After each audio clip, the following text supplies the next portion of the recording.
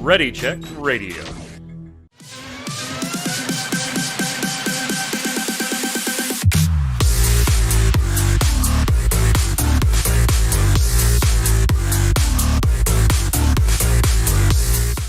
What's up, Internet? It's Thursday at 7 p.m. Eastern. That means it's time for the Relic Grind, Ready Check Radio's Final Fantasy XIV Square Enix podcast. We're back. Well, technically, the Relic Grind was never away. It's Gaming Gumbo that we had to be off for the last 2 weeks. That will be back this Saturday, 7 p.m. Eastern. We'll have Yod and Troy joining me to talk all things gaming for the last week, but we'll probably dip back to a topic or two from the previous weeks. That's not tonight, though. Tonight, live here at twitch.tv/ReadyCheck Radio, we're going to be talking the Final Fantasy XIV 6.2 final live letter, as we are just days away from actually being able to jump into 6.2. And damn, is that patch looking juicy. Even though some of the stuff that I may be looking forward to is part of 6.2.5, and we'll get to all of it. If you're joining us live, thank you so much. If you're watching on YouTube or on ReadyCheckRadio.com, do me a favor while you're there. Click on all those socials in the upper right-hand corner. Twitter, Twitch, Facebook, Audible, iTunes, everywhere this is distributed. Give it a like, give it a follow, give it a comment. Feed those algorithms, and if you like what we do here, tell a friend. It's a nice way you can help us out, and it's free for you to do. Joining me to go over all the goodness today, Mr. Chris Montoya. What's up, Tarkoth? Not much, sir. Greetings, programs. It's been a crazy week. I had to buy new controllers. I started to get in like video game controllers. Yeah, new PS5 controllers. I hit the original generation that started to get the drift, and I tried a couple different ways to fix it, and just was not being nice to me. So I had to buy new controllers. So, but I got a nice black one and a red one. So, yay, colors. Yeah, I have the red one. Yeah, as soon as the red one came out, I picked that up. I need a forest green one though. Yeah, green's my favorite color. I haven't been able to get my butt out there and go and snag one, but sometime soon. Also on the line, very hopeful. Getting that ultimate clear before Savage. I said there's a chance. Right, you said if you were a betting man. You're so you close. said if you were a betting man, to be fair, you said if you were a betting man, you probably wouldn't put money on you doing it. But you're close enough that it could happen. You're saying there's a chance. Adam Lane, Kronos won. Yeah, I mean we're seeing the transition, so it's a miracle. We can do it. And you everything tacked just has on to an go extra raid night. You'll be headed into the raid right after the show today. Yep. To jump into that. So let's get started then, so we don't hold you up. 6.2 Part 2, for lack of a better term, live letter happened last Friday in the wee hours of the morning East Coast time here. And I gotta say, I love the live letter format, right? I always have. I've always thought it was absolutely fantastic. I'm not exactly sure why 6.2 at this point. Like previous patches where they've split the live letter into two, there usually was like some big new thing that required a lot of detail, required a lot of explanation. Yes, there are big new things in 6.2 and the whole .2 series. You know, we've got the variant dungeons, we've got the Criterion difficulty stuff, we've got the Island Sanctuary. Like, there is big new stuff here. But honestly, yes, they did reveal some new things, new little tidbits, but I didn't walk away from this live letter feeling like, that's why we were saving that. That's why we didn't talk about that until 5 days or 10 days before the actual patch. I see. I just felt like it was a little more granular detail over some things we already knew. And while I was appreciative of the details, I was kind of disappointed in it being a whole live letter to get those additional details. There were honestly times in this live letter, maybe it was just me, that I was like, okay, come on, get to the next topic. Let's go. You know, you're repeating yourself. So I wasn't too big a fan of this live letter, but I was a fan of some of the information that we're going to cover when we get there. I just don't think it needed a whole live letter, Tark. Was it just me? Like, I don't want to say it was bad, because it wasn't bad. It's just they've done a lot better, and I walked away going, I don't know if this needed to be a live letter. I was okay with it being a live letter, but yeah, you were right. There's nothing that was revealed So it was just diving deep into topics that was already revealed, where they could have taken those revealed topics and moved them to this live letter and be like, oh, okay, cool, this is cool, and then give the information. So maybe they didn't need 2 live letters, maybe 1.5. But when you spend an hour and a half or hour plus on one topic, that's fine. A little long in the to Cal's saying kind of the same thing as you are. Like, they spent a lot of time on the raids. They spent a fair amount of time on PvP, and that's cool, right? I'm whatever. I'll just drone out and do other things while the PvP stuff is going on. Once I get the tidbits I need to cover it for MMO Bomb or bring it here, the raid stuff I'm certainly interested in, but I know what to expect from Final Fantasy's raids now. I just want to see the new content and then, move on. And the stuff that I did want to see more about, variant dungeons, criterion dungeons, even a little bit about Island Sanctuary, it felt like they spent all this time on certain topics, Kronos, and then gave real quick 2-slide bullet point lists on a couple of these other things that, at least in my book, and I know, I don't have to like everything about the game. I don't like everything about the game. I am critical of the game in certain respects, and it's okay to be that way. You can love something and be critical about it. But yeah, I was kind of like, oh, the stuff I was waiting for, you just kind of glossed over. Yeah. I mean, if you can't love stuff and be critical about it, then I probably hate everything in the world. So it's fine. No, yeah, I mean, I'm critical because I like this game a lot. They did spend a pretty good amount of time on Island Sanctuary, though. Yeah. I feel like they ran through that tutorial for about an hour. Yeah. Yep. And it seems like that tutorial is going to be crazy long, which we'll see. Are you guys okay with Island Sanctuary being Endwalker content? I'm fine with it. I think I have no problem. But we're it's actually Endwalker, restricted, right? It's actually restricted to Endwalker.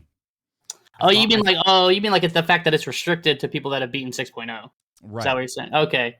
Yeah, I mean, probably didn't need to do that, I guess. I'm not sure. I haven't really thought about it because I'm not really affected by it. But I can see how people would be not happy. I know it's not going to be a box-moving feature in and of itself, but it is going to. They've clearly spent a lot of time and a lot of money on it because they think it's going to hit a large portion of the Final Fantasy demographic. And I will readily admit I'm mildly interested in it, but I'm not going to be all that super invested in it. Have they ever introduced a piece of content that's this big that doesn't require you? I agree, but we're also 3 expansions in now. No, yeah, you're not wrong. I think there's an argument for that. It starts to get very, very long in the tooth if somebody is like, hey, you know what? Oh, okay, they have that. Well, I kind of like MMOs, and I would maybe like running some dungeons with my friends, but I'd like to check out that island thing because I'm a big Stardew Valley fan, or I'm a big this fan, or Y fan. I don't know. Just a thought out there. Let us know in the comments what you think. Are you okay with it? Do you think new players, again, I know it's not a box-moving, box-selling feature in and of itself, Tark, so maybe that's the mentality behind it. Look, you're not buying Final Fantasy XIV for Island Sanctuary. You just aren't. No, you're buying Harvestella for that experience, right? Touche. So, Cal, that's a good point. Maybe the island's location is kind of important, and could in and of itself be a semi-spoiler. They are very careful about that. Maybe. We do know that there's a quest to even get there, so we'll see.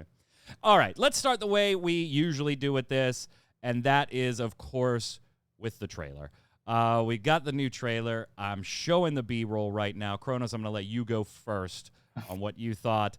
I will just say, could I say best trailer title screen splash transition ever?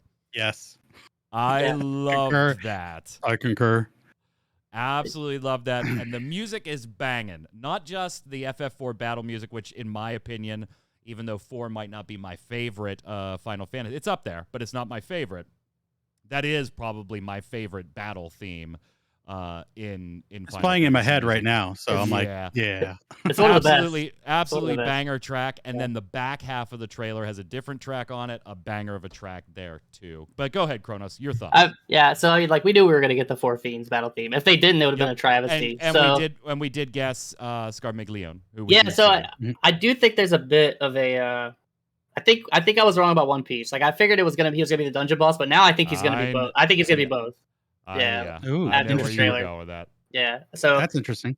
Yeah, my only nitpick at this trailer is I feel like they spend a lot of time on things that are like revamped things, and I'm not a huge fan of that. But they looked fine. So? Like how so? Like like the Steps of Faith and the vault. I thought that was cool though, given just because I didn't think that one was all that long. I do have others that I think you're going to bring up here, but I thought that one was pretty brief. It was I guess like my only thing is like the people that watch the trailer, I don't think are really the people like it was like okay, cool, Harshafon's a trust, that was probably like the big thing. That was cool. But like I just wish I don't know. I don't need to see that. Like I guess it just doesn't affect me, so I'm not really like pumped about it. The music though is sick, and that's definitely the P8S theme, and I'm excited to do that. So absolutely.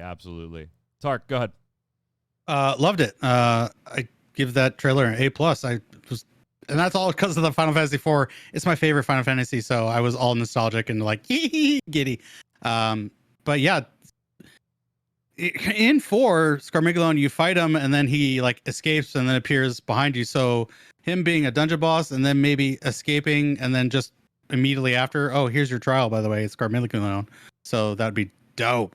Yeah, I would love that. I think the big thing that kind of like makes me think that is I don't think Battle of the Four Fiends is a dungeon boss theme. I bet it doesn't even play. I don't think it is either. I think that's a bait, and that's definitely the trial theme. And there's no way. I don't know. I feel like he's gonna be both.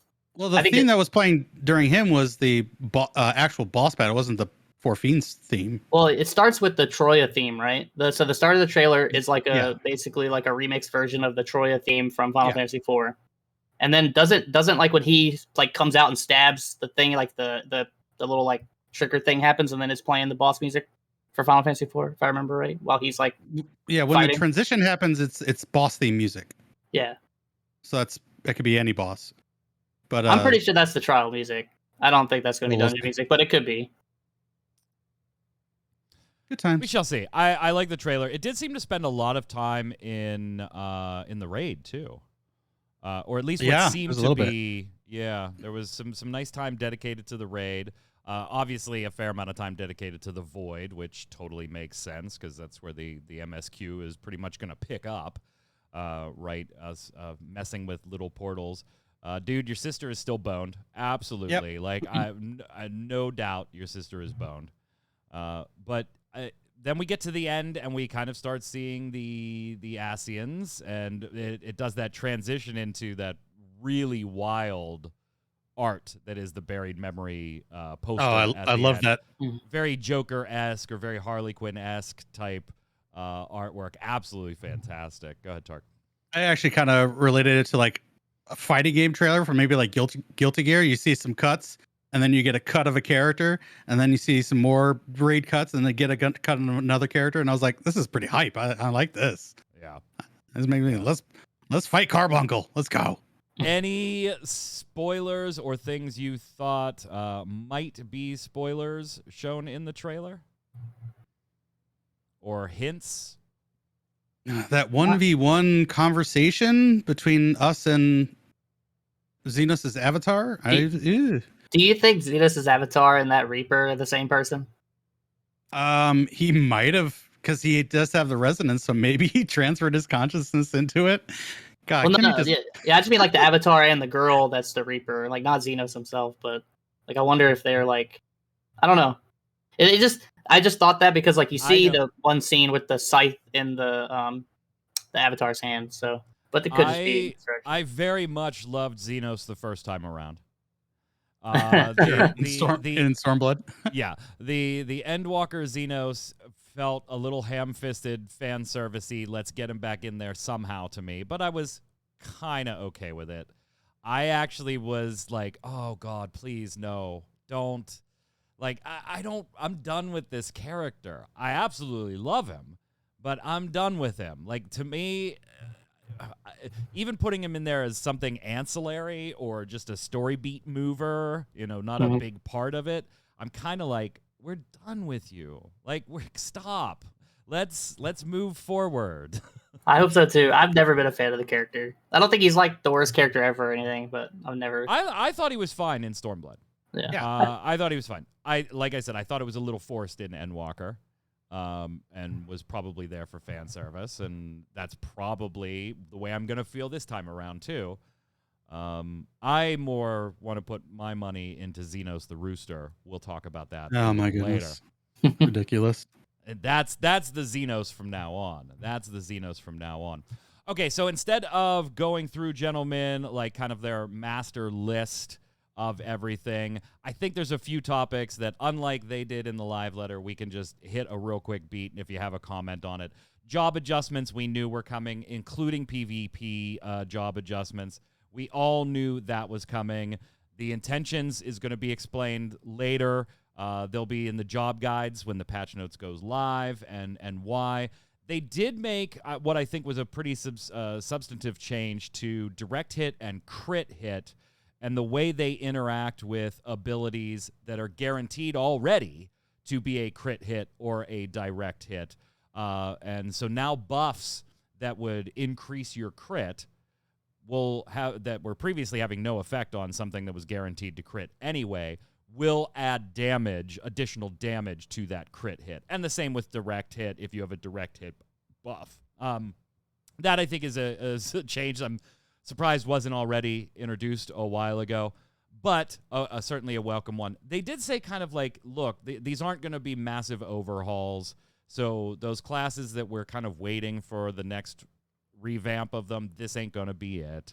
And so it was kind of a small topic in this letter there, Kronos. Yeah, I mean, I think they've already kind of said they're not going to do the Dragoon and Astro thing till the expansion. So, yeah.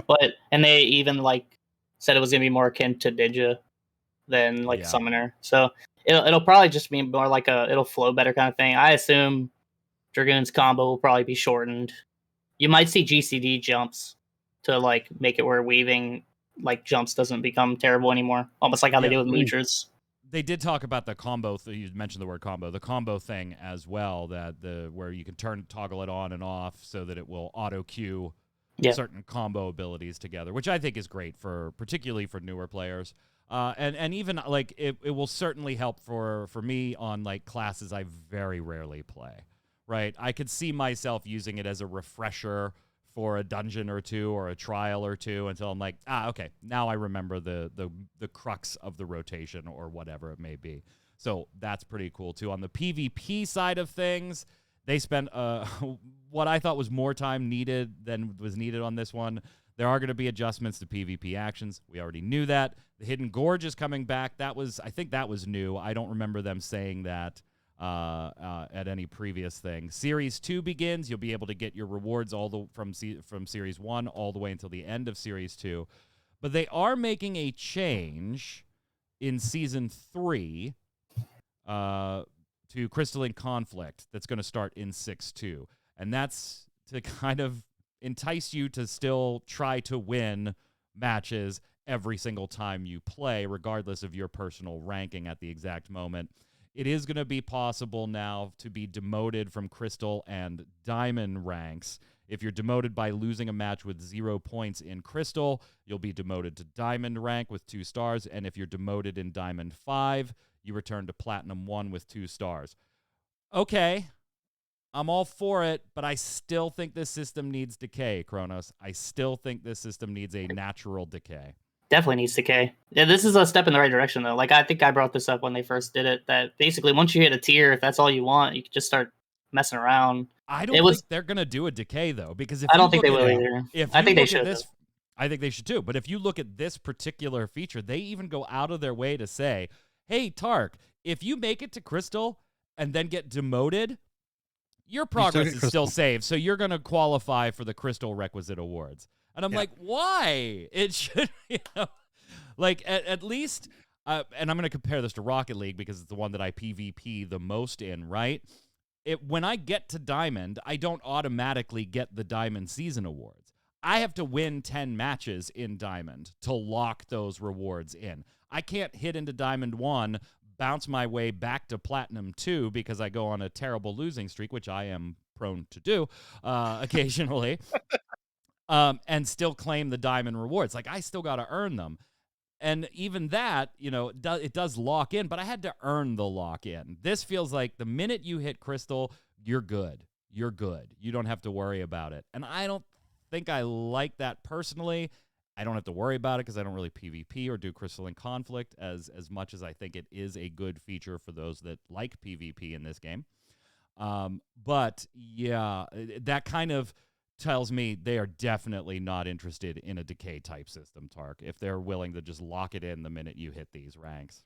Yeah, I had mentioned previously that they don't want people to have to log in. I think that's the crux of the matter. Yeah, I mean, it's if a they core didn't design care about philosophy, that, yeah. If that wasn't one of their core design philosophies, there probably would be a decay system. I think it needs one. Because again, you hit crystal and then okay, well, I'm done. When I initially saw this, because they didn't mention that you get the rewards first. When they first showed that this you can get demoted, I was like, oh well, this just incentivizes people to get crystal and then just turn off the game and not play it anymore. Yeah, and then walk out. Then they announced that once you hit, whatever rank you are, those are the rewards you get, no matter if you get demoted or not. I'm like, oh, okay, that helps a little bit, I guess. You're not punished, you still get your rewards. But yeah, there needs to be something. So it's just not feeling good. Feels icky. They are increasing stricter penalties if you leave. Good. If you leave. They didn't Why say not? what those were. But like, what's it gonna be? Like an increased lockout timer? I can't see them really doing that. I can't. So is it gonna be a stricter possible ranking? Can you bounce down a little further? I don't know. They weren't specific. You're right. They just said, hey, if you withdraw mid-duty or after matching, it's going to have stricter penalties. Okay. Are either of you still doing PvP? I know both of you were pretty hype on it initially for the first X weeks, but have you fallen out of it? Because that's kind of what I predicted would happen. I want to get this little status check to see if I'm right here or not. I have not played a single ranked match in Season 2. I played some casual matches just to do a Wondrous Tale here or there, or get some tomestones for fun. But the ranked, the thing is, I think midday rank queues actually are pretty bad now. I sat in queue one time for 20 minutes. I was like, I'll try ranked again. I didn't get a match. I think they still pop pretty well in the afternoon on my server and on Primal. But yeah, I just the rewards kind of killed it for me. I think as far as ranked goes, but I'll do the series for a lot of people, and they have said that they're going to make the rewards better. So yeah. What about you, Tark? Have you fallen out of it, or are you still grinding away? Like I said previously, it's all about the series rewards for me, and since I got my series rewards, why do I need to play anymore? I don't care about. I didn't care about the crystal. It's whatever for me. The rewards don't pique my interest whatsoever.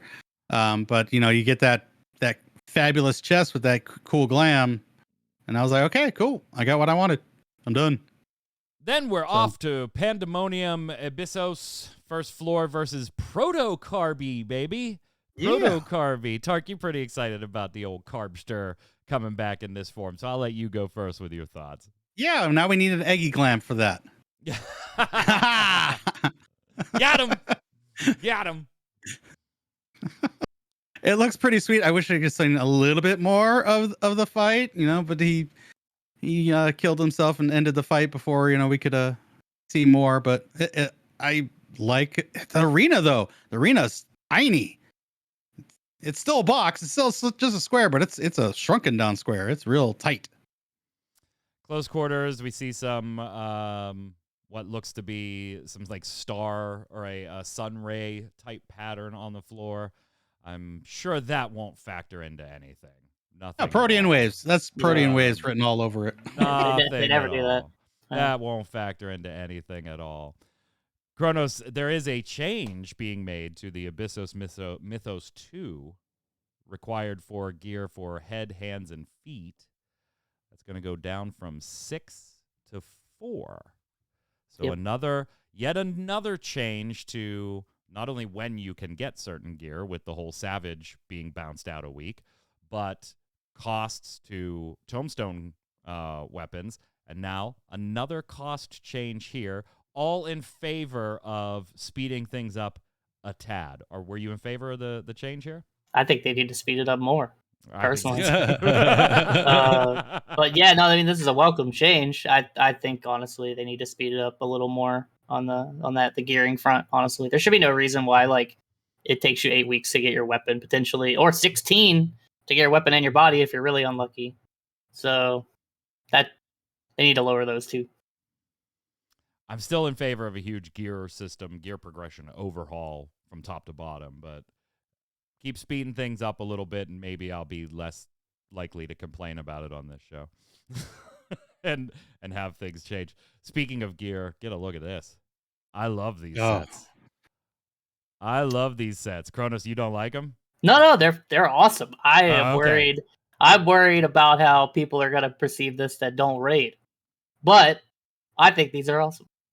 These are super sweet. I think this might be the best raid gear they've ever done. Now, High Allegan is very good. Oh, I love High Allegan. I wear that all the time. Dreadworm's pretty good too. I think this is better than Dreadworm though. Yes. And then I guess like the Alexander gear is another memorable one. But I think this is up there. This is pretty badass. So what are you worried about? Like people who don't raid being unhappy that this type of glam is locked behind raid content? Yes. Mm-hmm. So the weapon's 100% you can't get. Yeah. And then the real question is going to be, does the normal mode stuff glow? Because if the normal stuff don't glow and it ain't dyeable, I don't think people are going to be very happy. But we'll see. But the weapons for sure, you have to kill P8S to get. Tark, what are you going for first here? Which set? What's that? Oh, healer, of course. And they all look really good. Dragoon, top notch. The striking set with the freaking big hollow eyes. Oh my god! I think this is the first tier that I think I want to get everything so that I can have it and put it in the glamour dresser. Funny enough, this so before this gear was shown, my bard, he's currently my bard in my raid group. We were talking about swapping. He was going to go tank. I was going to go physical range. And he's like, nah, I think I'm going to stay physical ranged. I think I might just swap to another class. And then he saw the tank glam. And he was like, yeah, I think we're swapping now. So I'm probably going to be physical range this coming tier. But I don't mind. I think they all look cool. I'm probably going to get almost as many of these as I can. Yeah, they do look badass. Omicron's tribe quests. Oh, go ahead, Tark. Sorry. I was going to say, like, I do hope that there is glowy effects on the normal and it's just dyeable. And then, at some point, like, I would like to have 2 palettes that you could dye. One for the armor, one for the particle effect. Like, all right, please? Now you're just fucking dreaming. Get out of here. Yeah, I am dreaming, but I'm dreaming big. Dreaming big. You're just dreaming. Who's calling me? Who the hell's calling me? Joe? I don't know who that is. Joe Mama?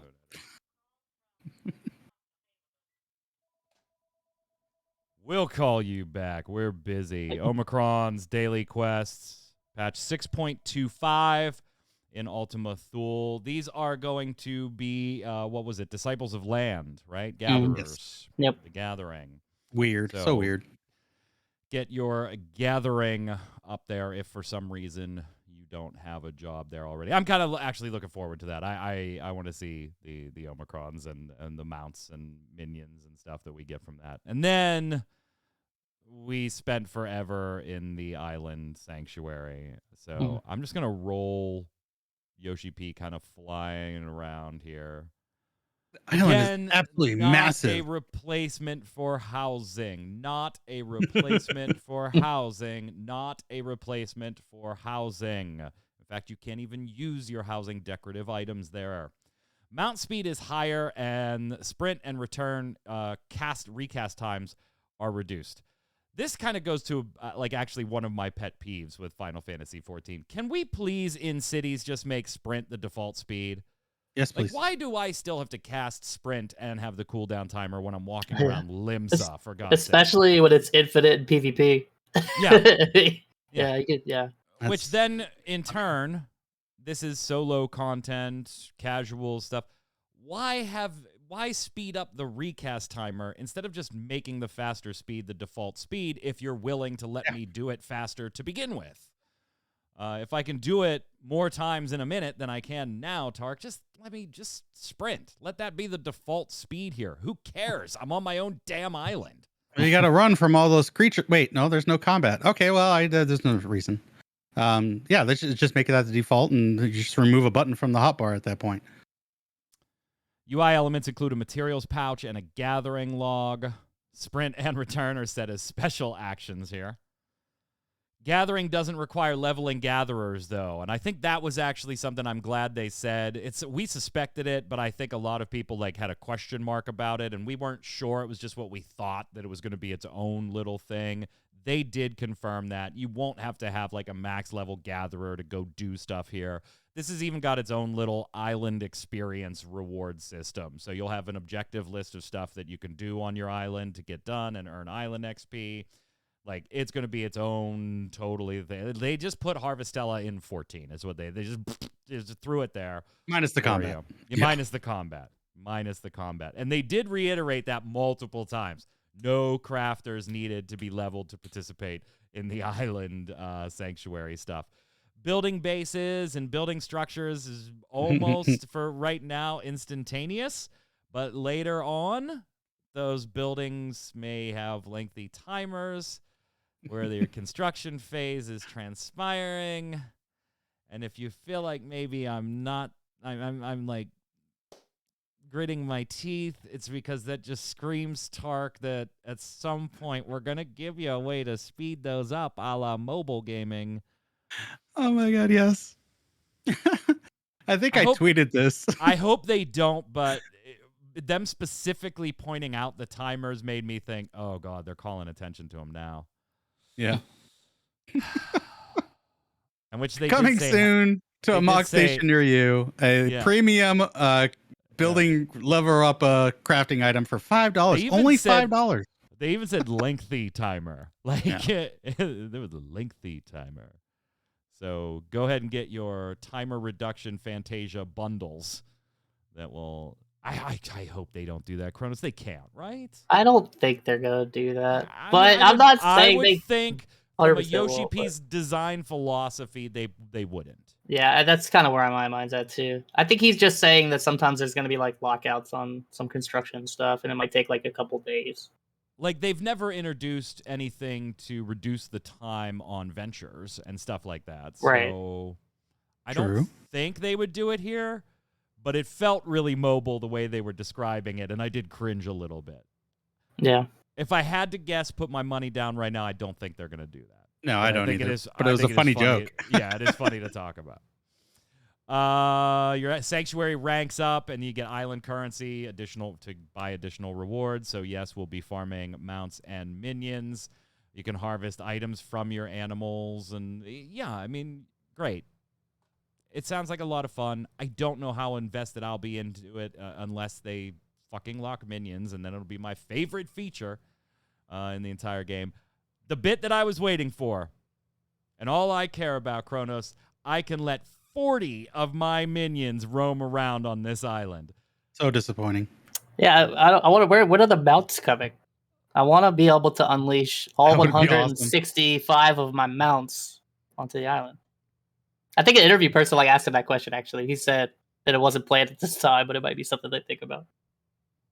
But no, I mean, they're definitely going to have minions locked, though, for sure. They need to increase. It's such a big island. Why can't you have 370 minions roaming around? Come on. Well, I was going to say, this is less than 10% of my minions. I can only have less than 10% of my minions running.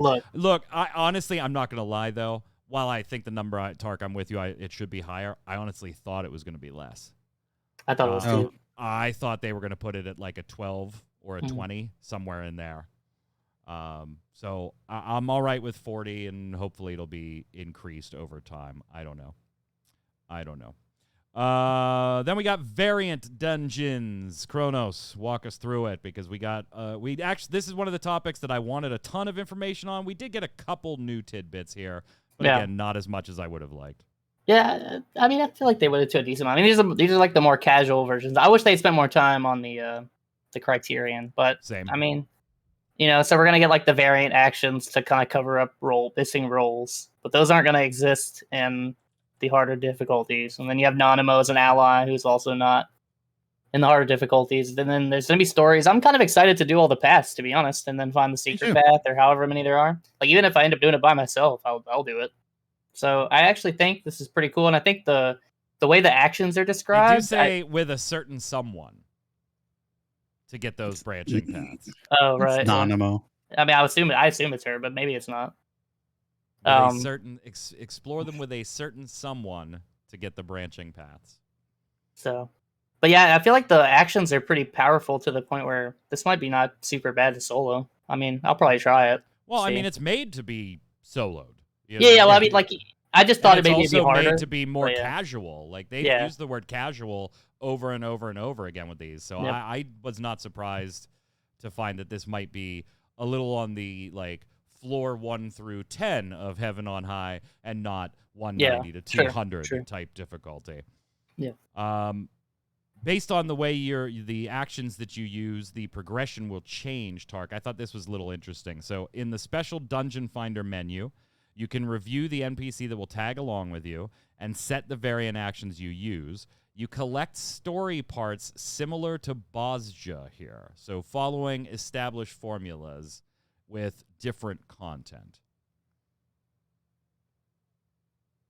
Yeah, I'll try to get all of it. Once I do, that'll be the end of the content for me. I'll focus on Criterion and try to get whatever the loot is that it's there.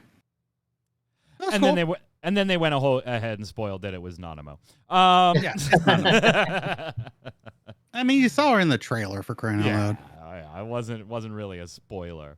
Criterion Dungeons, you're right. They did not spend really a lot of time on at all, besides reiterating more difficult content, level 90, tank, healer, 2 DPS, similar to the variant dungeons, but the structure and the enemies are different.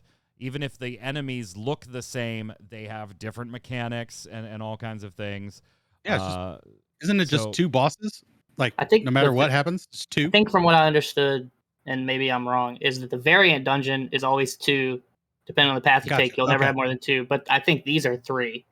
Yes. Okay. Same. But the path is determined. But the path is determined in these. Like, there's one path, you go down, and then you have the added like difficulty rules. Yep. Like, so can't res.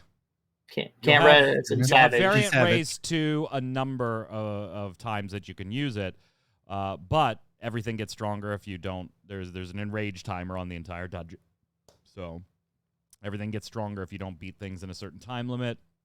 All the enemies come back if your party wipes.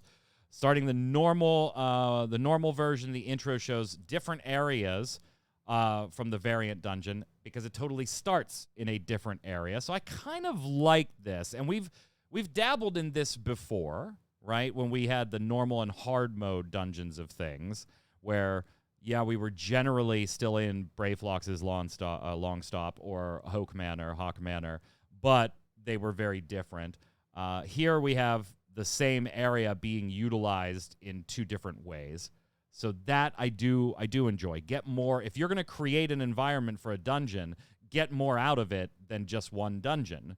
And that further enhances the return on investment for the time that you took to create the environment. I like this approach, provided that it ends up being fun. I'm really looking forward to this. Unfortunately, this is a 2.5 thing, right?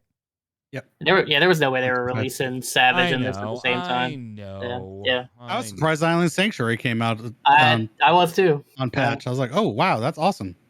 Oh, Savage Raiders who want to take on the Savage version of this, by the way, no orange ground indicators for some of the mechanics. So yay! We're going to go. I actually think back to A Realm Reborn, right? There were a number of bosses in regular dungeons that you had animation cues, not AoE like telegraph cues. Swinge, remember Swinge? I think that was a big one. Uh-huh. But go ahead, sorry. I was going to say this Cyclops boss, Fate, in Korthus, that would wreck fools all day. Well, the one in no ground markers. The one in Autumnvale used to not have ground markers. They added them because the people had so much trouble with them. He keeps saying that this is going to be very hard, but I don't trust Yoshi P when it comes to difficulty, so I'm just going to try it myself and see how hard it is.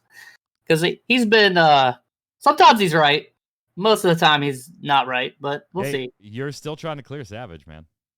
I mean, Ultimate? He was definitely right about Ultimate. Sorry. He was definitely right about Ultimate. He was the most incorrect you could be about Insinger, but he was definitely right about Ultimate. He said Insinger was the hardest trial ever made. That's BS. Yeah, no. But, you know.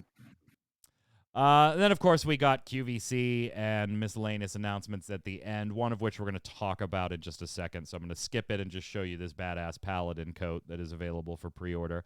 While I like this coat, I am not buying it. Wrong job. Wrong job. That's it. You got it. You pegged me. It's the only thing wrong with it. As soon as Black Mage or Red Mage comes out, you got my $75. You got my $75. Either of you buying a Paladin coat? No, it looks cool though. I thought about it. Looks really cool. I thought about it, but give me a White Mage or a Sage one, and I'm all over it. They got to make them all now, right? Like, if you make one with a partnership, you got to make them all. I don't know, because this is like the title job of the expansion, right? Like, seems more like an expansion thing. Maybe next expansion you'll get your Black Mage one. No, then I'm never going to get my Black Mage one, because Black Mage is the title job, the box mover, or the box cover for A Realm Reborn. My time has come and gone.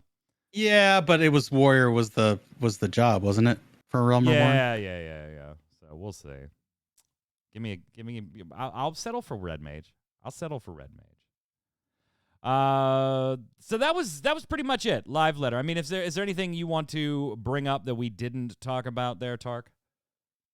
I like in the Criterion Savage that everyone gets their own loot box. A little disappointed that you have to kill all the mobs to spawn the boss. I was kind of hoping for take out some mobs when you absolutely have to, and maybe try a sneak around kind of thing. And they did even say something to the effect of what, like you're gonna have to be careful with your pools to make sure you don't get more mobs. So that leaves me to believe that there's gonna be pats interfering with the way certain groups are moving, and maybe we'll have to bust out a little crowd control that's been sitting in our action books for just about ever. Some sleep. Yeah, bust out that sleep, Kronos. Bust it out. I'm good on that.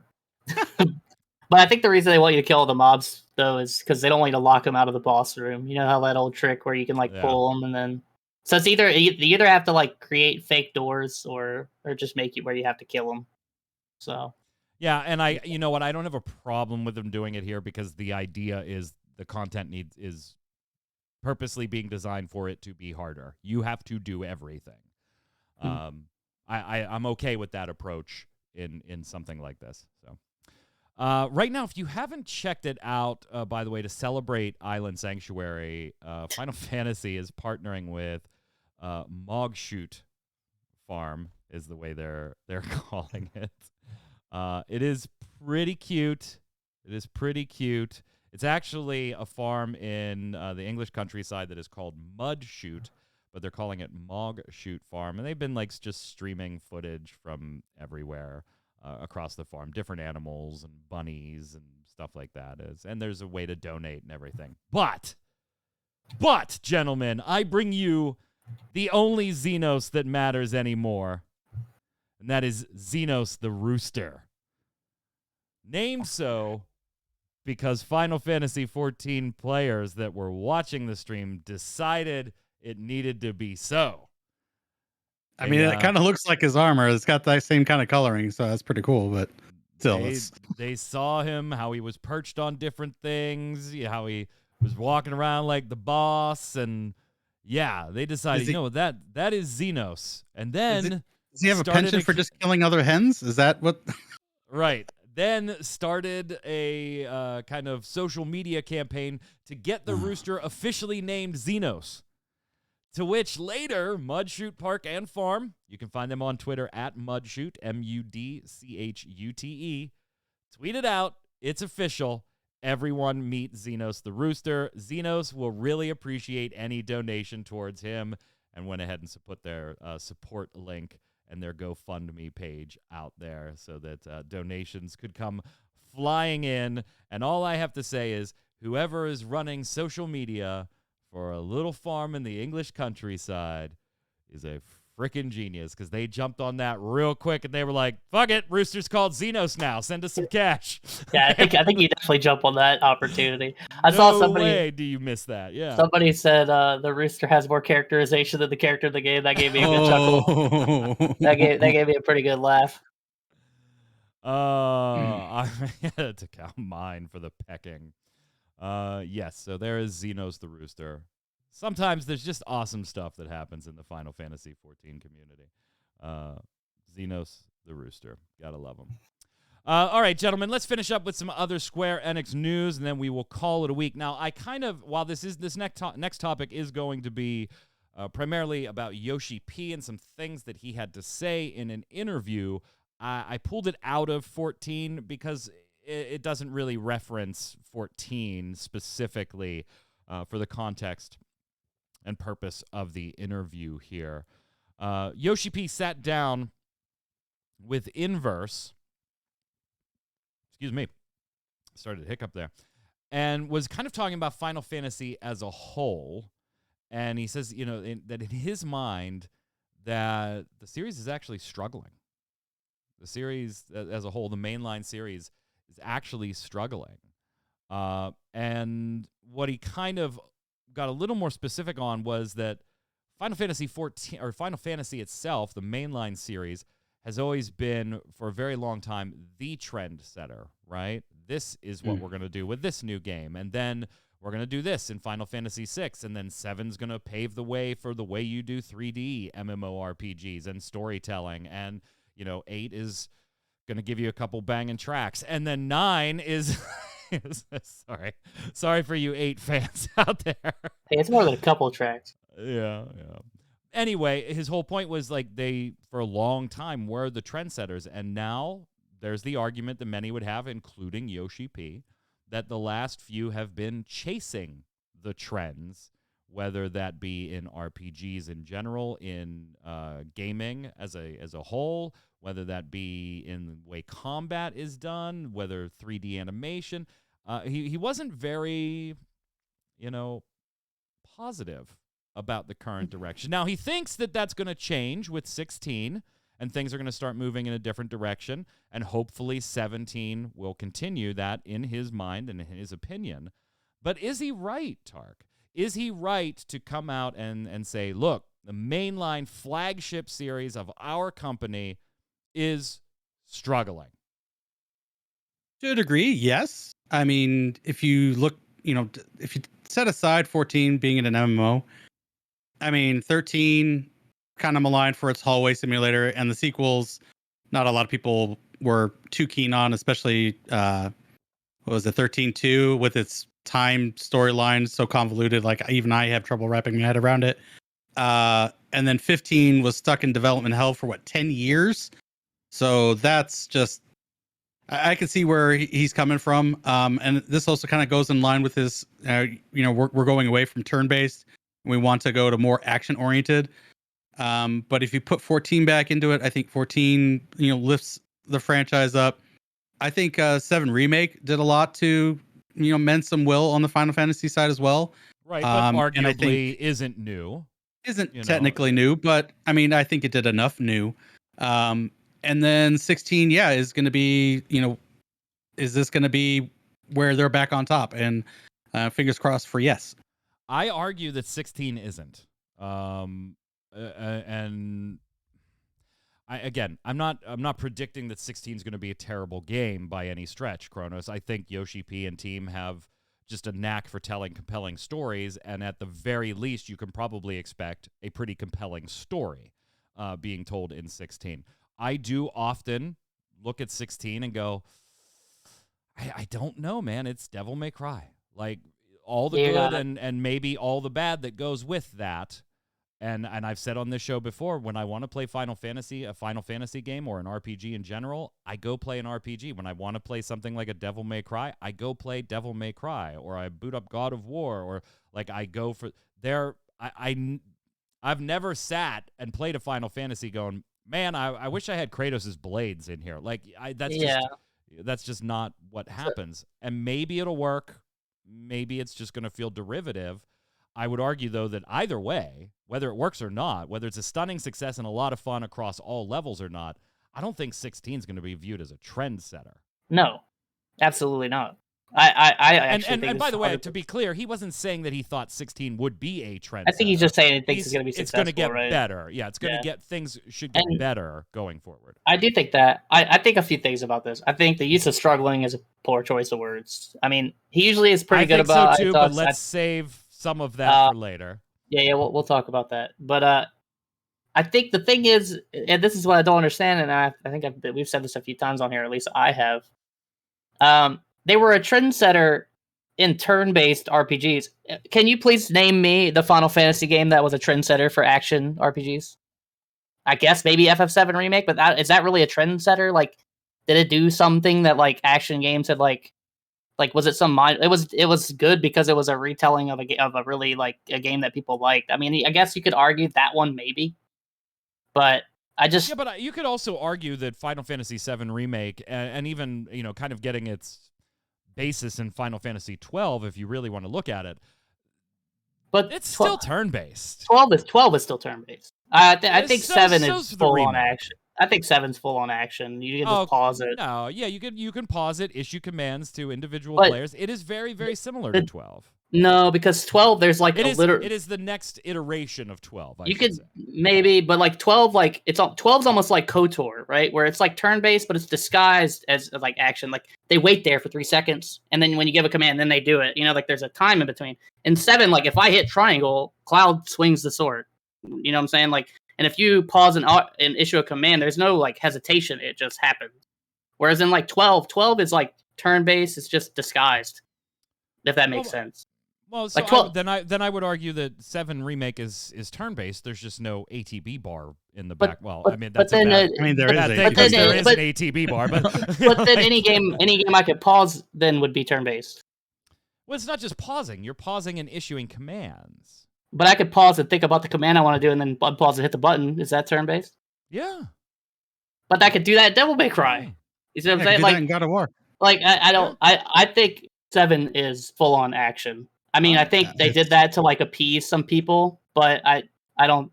It's cool in a way, I guess, if you want to play the game that way. But it doesn't. Even when I tried to play the game that way, it didn't feel like turn-based to me, coming from like a person who really enjoys turn-based. But I appreciate the effort to try, I guess, something a little different. But I guess to me, it's. Go ahead.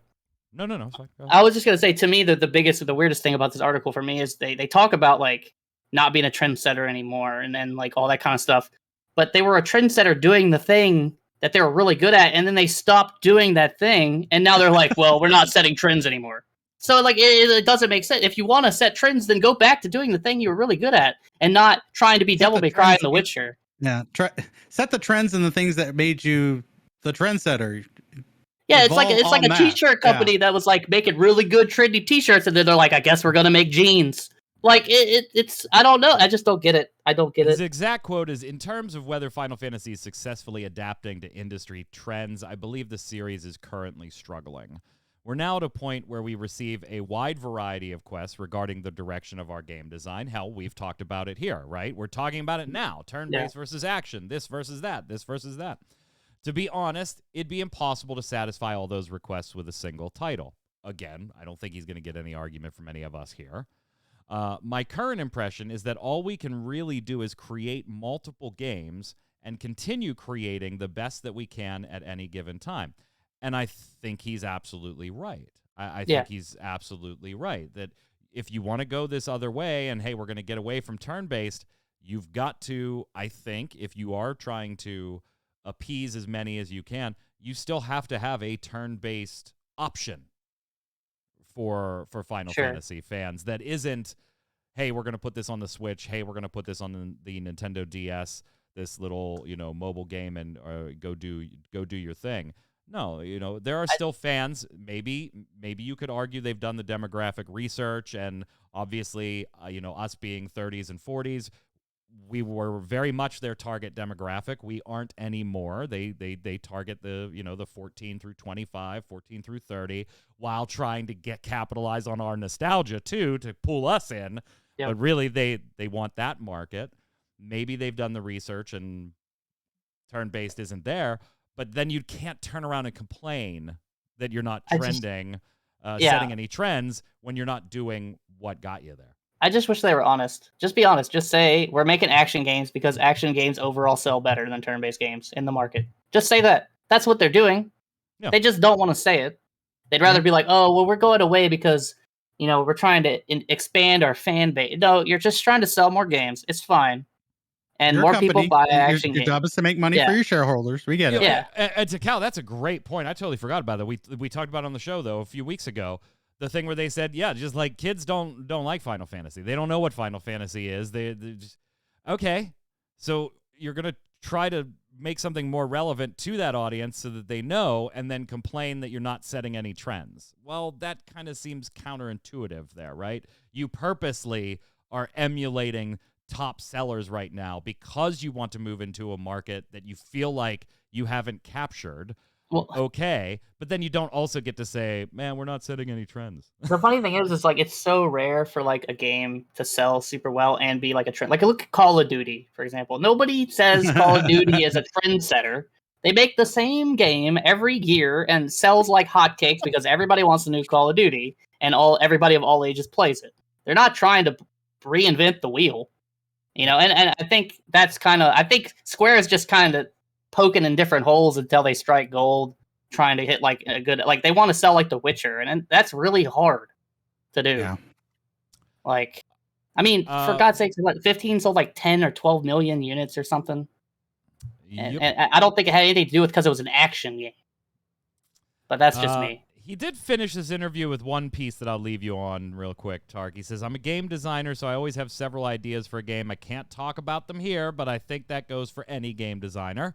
I'm the kind of person who's happy as long as they can make games. So while there isn't anything in particular as far as what he'd like to work on next, I'd occasionally think that I would like to make one more MMORPG title from scratch before I die.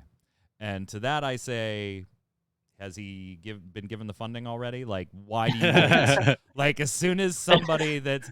And you could argue that, it may be awful for him to go do, and, what it might do to Final Fantasy XIV if he went and did it. Like, set all of that aside. If you're Square Enix and Yoshi P does what he did with Final Fantasy XIV, and he says, I'd really like to create an MMORPG from scratch, don't you say, how much do you need? Yeah. Yeah. It's like, well, we need Final Fantasy XVIII at some point. They're working on that. Make it an MMO. Go ahead and start that now. Yeah. So, I'd like to see him make one from scratch. Hey, Tark, you're usually like our demo guy. Go ahead. Sorry. No, I was going to say that I'm glad I read all the way down to the bottom of the article, because that line made me super excited for his future, but then made me kind of sad. I was like, because there's no way he's going to be able to manage 2 MMOs at the same time, so something's gonna have to give on the 14 front, Right? And I'm like, yeah, I'll pay for 2 subs as long as 14 is good. Yeah, that's why I wanted to just, let's not make this a long discussion. Let's throw all of that out, like whether or not he should or shouldn't actually be given the opportunity. But from to Cal, write any number on this check and I will pay it. This is what Square Enix should do. Tark, you're usually our demo guy, although I am looking forward to playing this demo. It has been a tremendously busy week. Torchwick moving to college this past weekend, and adjustments in my house, and just a lot going on here this week. I have not had a chance. Have you played the Diofield Chronicle demo yet? I finished it about 40 minutes before the show. It is so good. It's a chunky bit. It's the first full chapter, but it's like 5 missions, and you can replay the past missions. They're constantly layering new systems as you go. Starts out pretty simple. I love the interactions. I'm already seeing combinations on characters. Like, this character can just be the meatiest tank and take like no damage and just provoke everything, and you just do what you need to get the enemies dead. I think this is going to be an awesome title. I hope it's a sleeper hit. It looks great. I've already pre-ordered it. It's absolutely day one. This is a great game. Kronos, did you check it out? I haven't checked it out yet. I've seen some stuff of people playing it. I think I might buy it now though, because I was gonna buy like Midnight Suns around that time, but then that got delayed. Yeah. So I always have to get my tactics fixed. So I'll probably end up buying this because of that delay.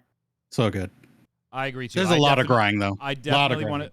I want to check it out if I can get a chance to in the demo, because it's just like the last couple, right? There was some stuff that carries over into your launch save. Yep. So if I can get a chance. Two quick notes here for you. The Square Enix Collective, that's kind of like their assisting smaller companies partner indie project. They are going to publish Little Goody Two Shoes. That's a narrative-focused horror RPG from Astral Shift, a Portugal-based company. They made Pocket Mirror. That's going to launch in 2023. We do not know platforms yet, so we got that on that front. Square Enix is also going to be at the Tokyo Game Show VR, the VR event, 2022. The place that they're holding that looks like a literal dungeon. If you have not seen it, look it up. Tokyo Game Show VR 2022 location. It literally looks like a dungeon.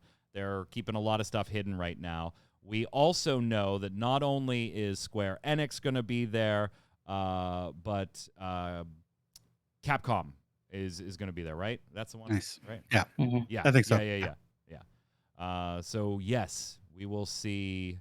Oh, and Kojima Productions. Yeah. Yeah, Kojima. Yeah. Kojima Productions will be there as well. Tark, what is this? People are watching a Forspoken video? What? It's a 30-second Forspoken clip that I feel is the most awkward advertising for Forspoken. Like, they keep doing this game no favors. People ripped on this really bad last week. Like, it was really bad. And I was like, okay, yeah, I'll check it out. And it's like, and I haven't edited many videos myself, but like the music doesn't match what's actually happening, and then the voice work, while pulled from other parts of other trailers, like also doesn't fit, and it feels just really awkward. I think it's really a poor trailer, and I don't know why it got out onto social media. It's just it's gross. Forspoken just is not getting the proper love it needs from Square Enix right now. Oh, and if you want to know a little bit more, de novo.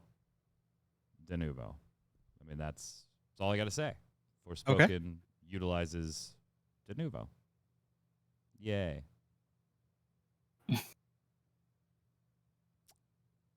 Let's go to Love It or Leave It.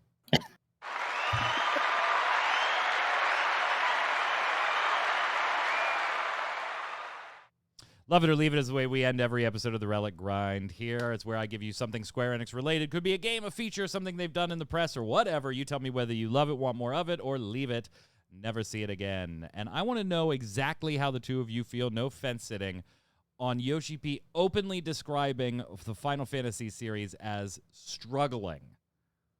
I mean, there's a time to be honest and forthright and, open with your community. But conversely, counter argument, is it ever really okay to go out and literally have what is probably the most visibly prominent individual from your organization at the moment go out and say the most visible and prominent product that you offer is struggling? What do you think, Tark? So I'm guessing love it is agree with and leave it is disagree. Yeah, disagree. Okay. Or leave it would be like he should have used a different word. He shouldn't have said anything on this topic at all, etc. I'm gonna agree with them. So I love it. I think it's getting better, but overall, yes, I agree with them. I think it is struggling because they don't know their identity. They're trying to move into different genres while still making it an RPG. So I think they're running a little rudderless at the moment. Hopefully 16 is good. I don't know how much an RPG element it's going to have, but I'm looking forward to it. But I agree with the struggling portion. Kronos. Yeah, I'm going to leave it. I think it's just a bad choice of words. He could have just said we're not trendsetters anymore or something. It's kind of like Square calling games that don't meet their sales quota failures. The two don't need to be like tied together. So I think while I appreciate what he's saying, and I don't think what he's saying is wrong, I think he probably should have reworded what he said. I agree. I'm going to leave it to I can appreciate that they're thinking that behind the scenes, and I don't disagree with them. But I don't think it pays to have the most visible person in your company go talk about the most visible product that you sell in a way like that with a new release 6-ish, 9-ish months away, depending on when it actually comes out next year in the summer. We shall see. We shall see. I think there's better ways to discuss that out loud and frame it. We've had some challenges in a few of our past titles, and what we're doing to look forward is X, Y, and Z. So I agree he's right, but I'm going to leave it that he shouldn't have used the word struggling from a PR standpoint. I don't have any problem with it as a fan. If I'm a Square Enix employee, I'd probably give him the old leave it.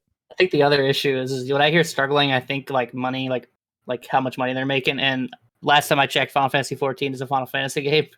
So I don't really think that the series struggling is entirely accurate. But what he said, like when he elaborated, made sense. Yeah. It's just a bad word to use, I think. So. Yup. That's going to do it for today's show. No Faye Death streaming after tonight's show. Actually, she's going to be off like the next 3 Thursdays. She's got prep for and then the event of Dragon Con itself. So she's going to be not streaming for the next couple of weeks. But she'll be back the week after Dragon Con. So that's when you can expect to see Faye Death here again. We'll be here again Saturday night, 7 p.m. Eastern with Gaming Gumbo. And, of course, next week, Thursday, 7 p.m. for another episode of the Relic Grind, as well as all of our streams in between, including Final Fantasy TCG on Monday night. Until then, Kronos, where can everybody find you? Yeah, same as always, Twitter. If you follow me and you see me tweet like, fuck yeah, you probably know that I cleared the ultimate. So good luck on that tonight. Be waiting on that. Good luck on that tonight. Tark? Twitch, Twitter, YouTube, all at Tarkoth Gaming, playing Final Fantasy XIV 4 nights a week. And then Saturday and Sunday night, you can find me here on Ready Check Radio, and we're going to be playing Live Alive. We finished Sekiro. Woohoo! Congrats. I'm Mike Byrne. You can follow me right there at Magic Man 1, but more importantly, follow at RC Radio on Twitter, RAIDEO. And you'll know every time we go live with a podcast or one of our streams. Until next time, gang, stay safe. We'll see you out on the server. Later.